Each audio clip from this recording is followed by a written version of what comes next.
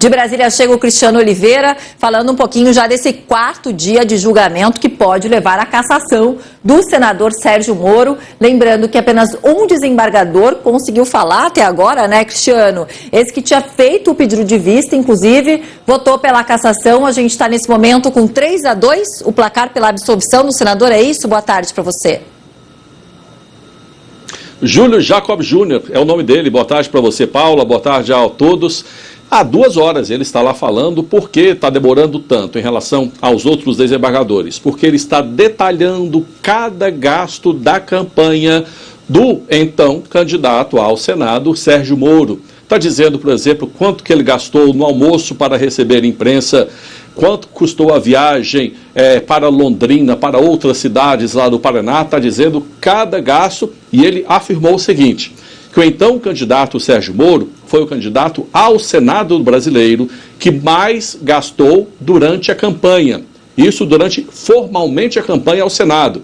E em relação à pré-campanha, ele disse o seguinte, a frase dele é o seguinte, é que o gasto durante a pré-campanha tinha dinheiro infinito. Por que ele disse infinito? Porque a Justiça Eleitoral, ela contabiliza, ela exige a contabilidade da campanha e não da pré-campanha. Enquanto aquele então pré-candidato, ele não registra o nome dele e o nome dele é aceito pela Justiça Eleitoral, todo esse período anterior é considerado pré-campanha. Como uma pré-campanha, o partido, ou a coligação, a federação, seja lá o que for, não precisa apresentar à Justiça Eleitoral os gastos da pré-campanha, e sim só da campanha. E é justamente isso que está em discussão lá no TRE do Paraná. Por quê? Deve-se somar a pré-campanha com a campanha, o valor gasto com pré-campanha e o valor gasto com a campanha. Os desembargadores estão divergindo em relação a isso. O desembargador agora, Júlio Jacob Júnior, ainda continua com o voto dele. Ele já anunciou que deverá votar pela cassação do mandato do senador Sérgio Moro. Então, com o voto dele, que é o 5º desembargador a votar, somam-se 3 votos favoráveis a Sérgio Moro e 2 votos contrários pela cassação. Depois dele, ainda restam 2 votos, mais um desembargador e mais o presidente do Tribunal Regional Eleitoral do Paraná. A gente aqui está imaginando que esse dia de hoje será encerrado com o fim de todo o processo lá no TRE. Por que a gente está imaginando isso? Porque quando foi marcado o julgamento, o Tribunal Regional Eleitoral lá do Paraná, ele já havia reservado os dias da semana passada e ontem e hoje. Então hoje é o último dia reservado. Claro que se houver uma prorrogação, se houver um voto tão longo quanto esse que está sendo agora, de mais de 2 horas do desembargador Jacob Júnior, o TRE, o presidente, pode requerer reservar o dia de amanhã, por exemplo. Mas isso ainda não está em cogitação. Por que eu digo isso? Porque os 2 votos de ontem foram muito breves. E o desembargador Jacob Júnior é que pediu vista logo em seguida. Então, além dele, há mais 2 votos a serem descobertos dentro desse julgamento lá do TRE. E como você bem disse, o caminho para esse julgamento não termina no TRE. Ele vai seguir, sim, para o Tribunal Superior Eleitoral aqui em Brasília. Porque cabe recurso, seja qual for a decisão lá do TRE. Caso o senador Sérgio Moro seja condenado pela cassação no TRE do Paraná, ele poderá recorrer ao Tribunal Superior Eleitoral. Caso ele ganhe, o Ministério Público Eleitoral poderá recorrer à Procuradoria-Geral lá da República, que representa o Ministério Público Eleitoral, poderá recorrer também ao TSE. Então, invariavelmente, esse caso vai parar aqui no Tribunal Superior Eleitoral, aqui em Brasília. Isso é fato. Agora, a gente espera que o voto do desembargador Jacob Júnior, que já deve estar no fim, porque eu estava ouvindo aqui, até poucos minutos atrás, ele já estava para os finalmente, né? Estava ali quase finalizando. Então, a gente acredita que nos próximos 10, 15, meia hora no máximo, ele deverá encerrar o voto dele. Aí restariam mais 2 votos. Paula. Tá certo, Cristiano. Vamos acompanhar. Esse voto realmente está bem longo, né? Mais de 2 horas. Obrigada, até mais, viu? Tá bom, um abraço, até mais. E olha, eu continuo falando sobre esse assunto, agora eu vou repercutir com o cientista político Rafael Cortes, que já está aqui com a gente. Rafael, boa tarde para você, bem-vindo. O Cristiano chegou a falar que os desembargadores, nesse momento, o placar está 3-2 pela absolvição do senador Sérgio Moro, que eles estão entrando em atrito pelos gastos, principalmente, que aconteceram ali no período pré-eleitoral, dos dois partidos, né? Tanto do pré-candidato com a presidência da República, como depois o candidato ao Senado. O que a gente pode entender disso, dos desembargadores não estarem chegando a um consenso sobre esses gastos? Já que o Ministério Público fez o levantamento, pelo que eu entendo é isso, né? Boa tarde.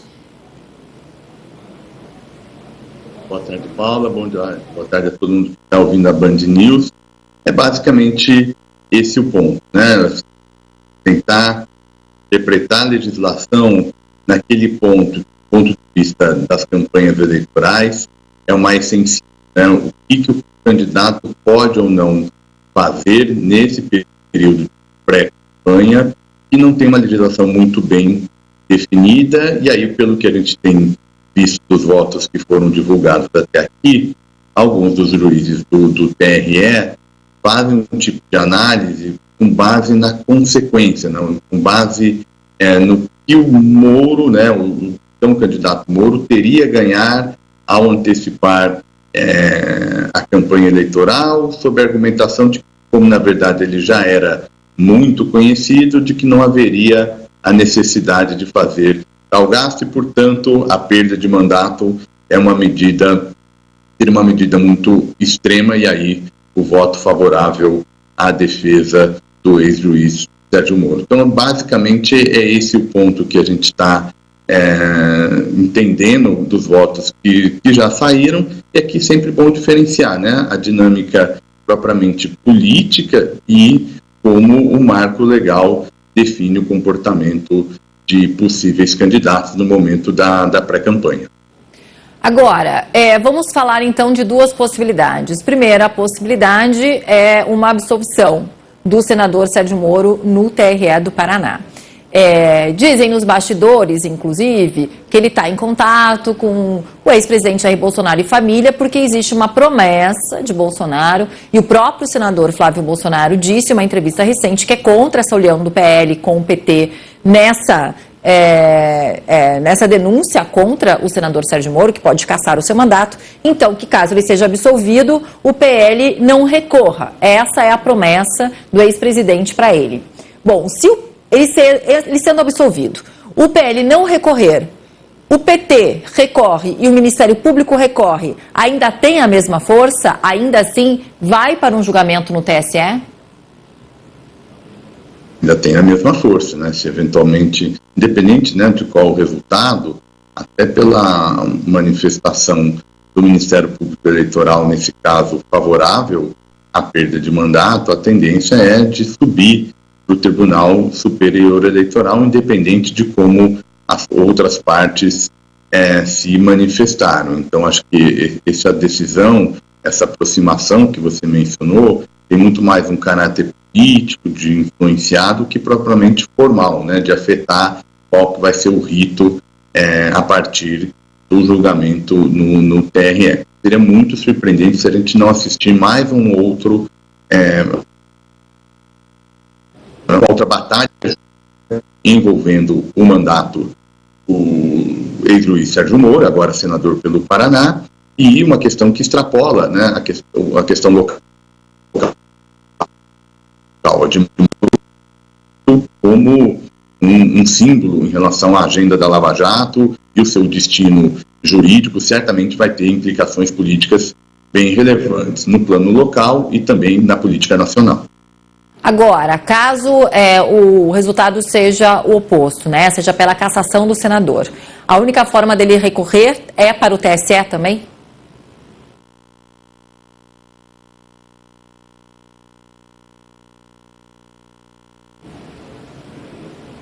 Calma aí, acho que caiu a conexão com o cientista político Rafael Cortes. Vamos reconectá-lo agora rapidinho. Porque eu perguntava, essas são imagens ao vivo, tá? A gente está no 4º dia de julgamento. Esse julgamento que é uma denúncia em conjunto aí do PL com o PT, dados que passaram pelo Ministério Público para chegarem até esse julgamento, como está acontecendo agora no TRE do Paraná. que pode levar à cassação do senador Sérgio Moro. O placar nesse momento está 3-2 pela absolvição. Então, a primeiro momento a gente falou, caso ele seja absolvido, ainda existe a possibilidade de os partidos e o Ministério Público recorrerem dessa decisão no TSE, o que provavelmente vai acontecer. Existe internamente ali um acordo político que o senador Sérgio Moro já teria conversado com o Bolsonaro e aliados para que o PL não faça isso, mas ainda assim teria PT e Ministério Público. Agora, no contrário, né, o resultado sendo, Rafael, pela condenação, pela cassação do mandato de Sérgio Moro. A única alternativa dele é recorrer ao TSE? É basicamente essa, né? Recorrer à instância que revisa eventualmente o julgamento das dimensões inferiores, né? O Tribunal Superior Eleitoral tem potencialmente a última palavra sobre julgamentos que envolvem disputas relativas a campanhas eleitorais. Então, acho que a gente tem que trabalhar com o fato de que isso vai ter um novo desdobramento do ponto de vista político, perda de mandato por razões óbvias, né?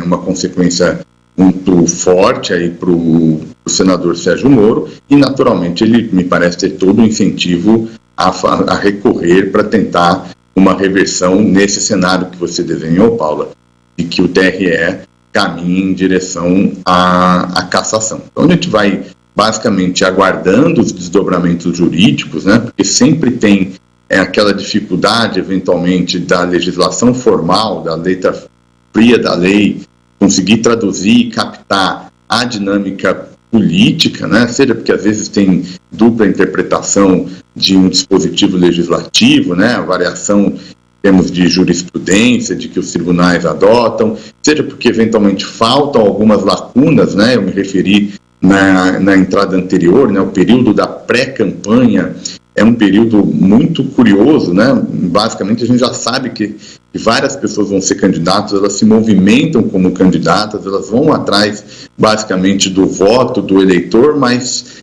formalmente isso ainda não é uma candidatura, né, não pode se colocar como um candidato, embora todo mundo saiba que esse é o status. Então, durante esse período da pré-campanha, é de fato um período mais cinzento, digamos assim, do ponto de vista da aplicação da legislação. E agora, pensando um pouco, extrapolando o caso do ex-juiz Moro, tá, tem muito a ver de como o sistema político, né, como a gente vai querer regular esse período. O quanto a gente aposta no direito regulando e criando uma série de comportamentos que possíveis candidatos e candidatas terão na eleição, ou deixam ali um período sem tanta regulação, porque no fundo, enfim, tem um limite porque a lei formal dá. Todo mundo sabe, às vezes, que a pessoa é candidata, mas ela ainda não se apresenta como tal. Então, enfim, acho que isso também pode resultar em mudanças na legislação a partir aí dessa decisão envolvendo o senador Moro. Na verdade, dá para quase dizer que é um jogo de cartas marcadas, né, Rafael? Porque se repetir a mesma história de Deltan Dallagnol, ele foi absolvido no TRE, chegando no TSE, ele teve mandato cassado. Então, as apostas são exatamente para que é isso que deve acontecer, né? Dá para dizer que é quase um jogo de cartas marcadas. De nada pode adiantar a absolvição no TRE, porque, ao que tudo indica, chegando no TSE, o destino de Moro pode ser o mesmo de Deltan Dallagnol, é isso?